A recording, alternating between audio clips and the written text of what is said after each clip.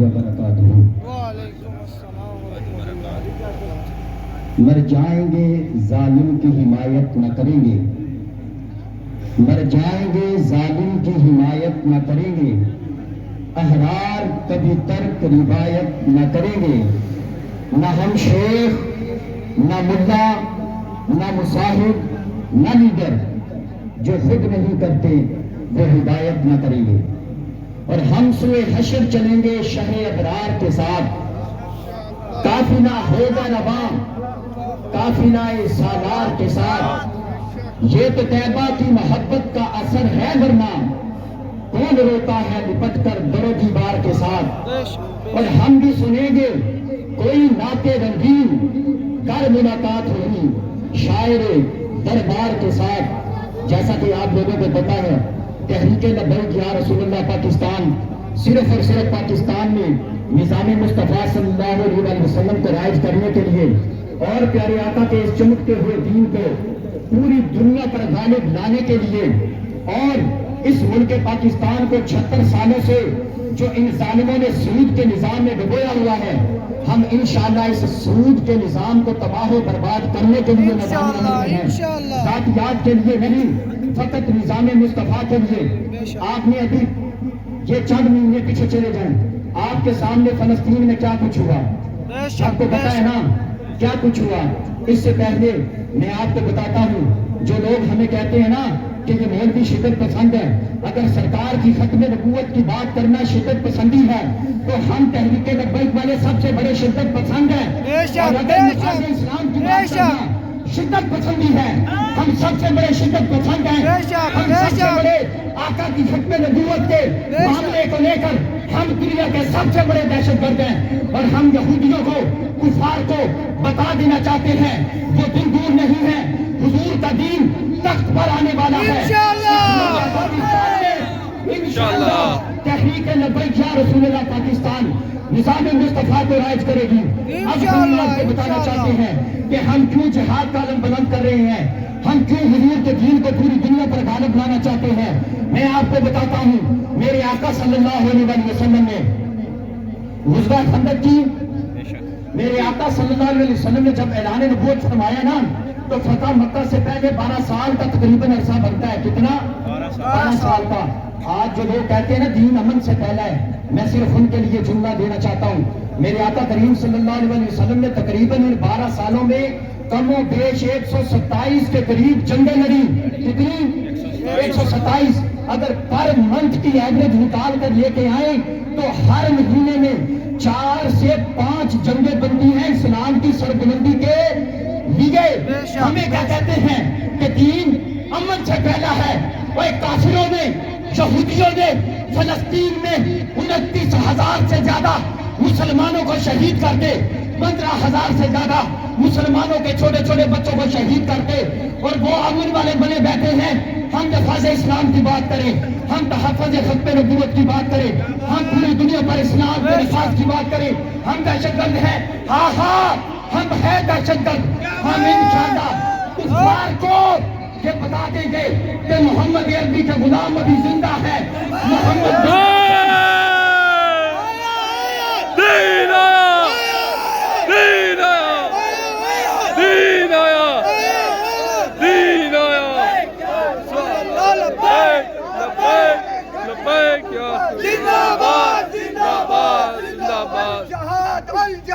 لبیک لبیک الجہاد الجہاد لبیک لبیک۔ جنہاں نوں کوئی کھورک ہے گی نا وہ اے نہ سمجھن بھی اسی صرف الیکشن واسطے ہی پھر رہے ہیں ووٹ دیندے ہوئے، نہیں کوئی نہیں، اپنا گلا ہی ماشاءاللہ زبردست ہے۔ کیا بات، ماشاءاللہ جلدی مٹھی کر دیں گے انشاءاللہ۔ جنہاں نوں کھورک دی سمجھ نہیں آئی نا انہاں نوں بعد وچ دساں گے، جنوں پتہ ہے جنوں مسئلہ ہے نا جنوں کھورک ہے انہوں سمجھ آ گئی ہے کہ کہنوں کھورک ہے، واہ بے شک، جلدی جناب مٹھی کر دیں گے انشاءاللہ انشاءاللہ انشاءاللہ۔ اب کفار نے 29,000 سے زیادہ مسلمانوں کو شہید کیا فلسطین میں۔ میں آپ کو یہ بتا دینا چاہتا ہوں کہ میں نے آپ کو پہلے حوالہ دیا حضور کا کہ کم و بیش کتنی جنگیں لڑی گئی حضور کے فتح مکہ سے پہلے 127 کے قریب، اور ان میں سے بعض روایت میں ہے کہ 13 غزوات میں آقا تشریف لے کے گئے، کچھ روایت میں ہے کہ 27 جنگوں میں میرے آقا خود تشریف لے کے گئے، باقی جنگیں میرے آقا کے صحابہ نے جو ہے وہ لڑی۔ تو ان ساری جنگوں میں شہداء کی جو تعداد ہے نا صحابہ کی، وہ ہے 260 کے قریب تقریباً۔ کتنی جی؟ 260 کے قریب۔ اور جو میرے آقا کے یارغار صدیق اکبر رضی اللہ تعالیٰ عنہ کے دور اقدس میں عقیدہ ختم نبوت کے تحفظ کے لیے جو جنگ یمامہ لڑی گئی، اس میں 1200 صحابہ شہید ہوئے۔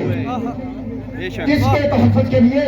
ختم نبوت کے تحفظ کے لیے 1200 صحابہ شہید ہوئے، جن میں 700 صحابہ علماء اور حافظ قرآن تھے۔ اور تحفظ ختم نبوت کا اگر معاملہ اب بھی کسی کو سمجھ نہیں آیا تو اپنی عقل کا علاج کروائے۔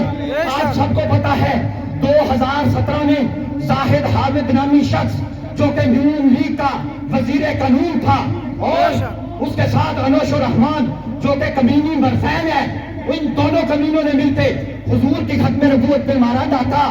دونوں کا تعلق کس پارٹی سے ہے؟ نون لیگ سے۔ انہوں نے حضور کی ختم نبوت کے شیک کو 26 صفحات ختم نبوت کے 1973 کے پاکستان کے آئین جو منظور ہے، اس آئین میں سے 26 صفحے اڑا دیے۔ جب مرد کلندر بابا جی خادم حسین رضوی رحمت اللہ علیہ آپ کو پتہ چلا آپ نے فیض آباد کی سرزمین پر یادگار وہ دھرنا دیا جو تحفظ ختم نبوت کے لیے تھا۔ آپ سرکار نے نہ صرف ختم نبوت کے قانون کو بحال کروایا، آج شہادتیں بھی دی، اس کے بعد ایک لمحہ بھی حضور کی ختم نبوت سے پیچھے نہیں ہٹے۔ انہوں نے 200 کروڑ ڈالر کی آفر بھی کی، انہوں نے آپ کے سارے خاندان کو یورپ کی نیشنلٹی فری دینے کی بھی آفر کی، انہوں نے آپ کے سارے خاندان کو 2 آف شور کمپنیاں، ایک کمپنی جو ہے نا آف شور، اس کی 5 سے 7 کروڑ ماہانہ آمدن بنتی ہے۔ اس خاندان کو جن کی رگوں میں حضرت غازی عباس علم بردار کے رگوں میں خون ہے، میرے بابا جی خادم حسین رضوی یہ عوام خاندان سے ہیں، اور جو قطب شاہی عوام ہے یہ میرے مولا غازی عباس کی اولاد میں سے ہیں، اور انہوں نے حضور کی ختم نبوت کے ساتھ دغا نہیں کیا۔ زاہد حامد کا استعفیٰ بھی لیا اور حضور کی ختم نبوت کے قانون کو پھر سے 1973 کے آنے سبحان اللہ، سبحان اللہ، بے شمار بے شمار تیرے پیروکار، بے شمار بے شمار تیرے جانثار، بے شمار بے شمار، جب تک سورج چاند رہے گا، رضوی تیرا نام رہے گا، جب تک سورج چاند رہے گا، رضوی تیرا نام رہے گا۔ ساڈے بابا جی دی کیا بات ہے، ساڈے ساتھ بھائی دی کیا بات ہے، کیا بات، ساڈے انس بھائی دی کیا بات ہے، کیا بات۔ اب میں گفتگو کو اختتام کی طرف لاتے ہوئے آخری جملہ آپ سب بھائیوں کو دینا چاہتا ہوں۔ آپ کا تعلق پی ٹی آئی سے ہے، آپ کا تعلق نون لیگ سے ہے، آپ کا تعلق پیپل پارٹی سے ہے، لیکن ایک دفعہ اپنے دل پہ ہاتھ رکھ کے پوچھیں کہ کیا فلسطین میں جو 29,000 سے زیادہ مسلمانوں کو ذبح کر دیا گیا، کسی ایک ہی سیاسی پارٹی کے لیڈر نے یہ بیان جاری کیا کہ ہم ایٹمی پاور ہیں، اور یہودیوں اگر اب ایک مسلمان کو بھی شہید کیا تو ہم تمام ایٹم بم تمہارے اوپر گرا دیں گے؟ کسی ایک نے بھی اعلان کیا ہے؟ آپ پیپل پارٹی والے ہو، آپ پی ٹی آئی والے ہو، آپ اگر نون لیگ والے ہو، اپنے دل سے پوچھو کیا آپ کے اندر میرے حضور کا جذبہ جہاد زندہ ہے یا نہیں ہے نا؟ میرا یہ ایمان ہے، حضور کا کلمہ گو امتی ہو، کلمہ پڑھنے والا حضور کا ہو، مسلمان مشرق کے مسلمان کو کاٹا چکے، مغرب کا مسلمان ہو اس کا دل نہ دکھے، وہ مومن نہیں ہو سکتا۔ میرا یہ ایمان ہے، آپ پی ٹی آئی والے ہو، آپ پیپل پارٹی والے ہو، آپ نون لیگ والے ہو، اگر چاہتے ہو مسلمانوں کی ان شہادتوں کا بدلہ لینا، اگر آپ چاہتے ہو شام، Burma, Chechnya, Bosnia, Syria, Iraq, Baghdad, فلسطین، غزہ اور کشمیر کے مسلمانوں میں جو ظلم ہوا ہے، یہ جو ظلم و زیادتی کے پہاڑ ان پہ ڈھائے گئے ہیں، اتنی شہادتیں ہوئی، وہ پھر بھی امن والے، ہم اگر جہاد کا علم بلند کریں، ہم دہشت گرد ہیں۔ میں نون لیگ والوں، پی ٹی آئی والوں، پیپل پارٹی والوں آپ کو دعوت دینا چاہتا ہوں، خدا کی قسم ہم آپ سے نالیوں کا، سولبوں کا، گٹروں کا، ان گندی سیاست دانوں کا، اس گٹروں اور نالیوں کے اوپر سیاست کرنے والوں کا، ہم ان سب چیزوں کا آپ سے وعدہ نہیں کرتے۔ ہمارے لیڈر علامہ سعد حسین رضوی، آپ نے فرمایا ہے اگر میں زندہ رہا تو میں تمام امت مسلمہ کو ایک جمعہ انشاءاللہ مسجد اقصی میں بھی پڑھاؤں گا.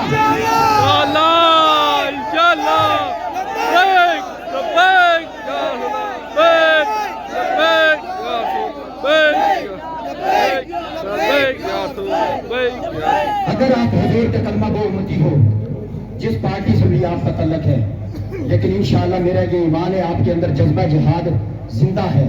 آپ کا تعلق خواہ کسی مسلک سے ہو اور ہماری تحریک فرقہ واریت سے بالا تر ہو کے، ہاں اس میں کوئی شک نہیں، ہم الحمدللہ اہل سنت و جماعت حنفی بریلوی مسلک سے ہیں، لیکن اس تحریک نے سرکار کے غلاموں کو فرقہ واریت سے بالا تر کر کے 4 مشنوں پہ حضور کی امت کو جوڑ دیا ہے. سب سے پہلا مشن سن لو، سب سے پہلا مشن ہے نفاذ اسلام.